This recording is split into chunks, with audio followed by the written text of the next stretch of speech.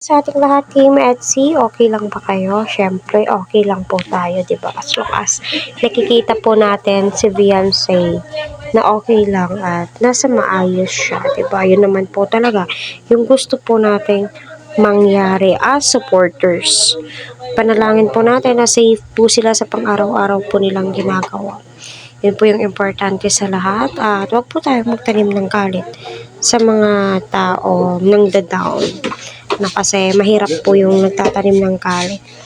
No, so yun na nga po, no, yung topic po natin ay hindi po ito naiiba sa mga issue ngayon. Sabi nga nila, bakit hindi natatapos yung issue? Syempre, hindi po natatapos yung issue kasi may gumagawa ng issue. At di naman din po kailangan na i-correct po natin. Kasi sabi nga po ng mga viewers, no, na maka-edu, maka-etsy, is tinitignan po nila, hindi naman po sila nagiging bias. Tinitignan po sila, hindi naman daw po si Edu at saka si Beyonce, kaya okay lang daw po yun. Sabi po nila ha, hindi ako. Nagbabasa lang po ako ng comment.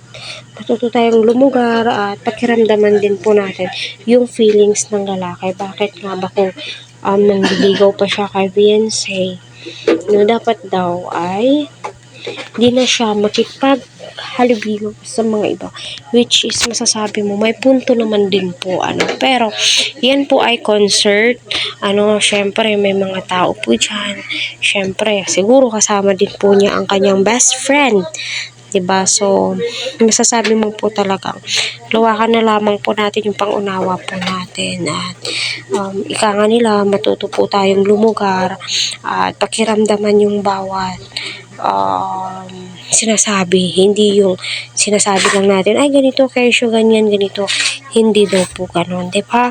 So as long as wala pong sinasabi si Eds at hindi po nagdi-deal with other girl, so diba? And syempre alam naman din po yan yung wifey, hindi po yan basta-basta gagawa ng hakbang si Eds na nakakasakit po siya ng damdamin, diba?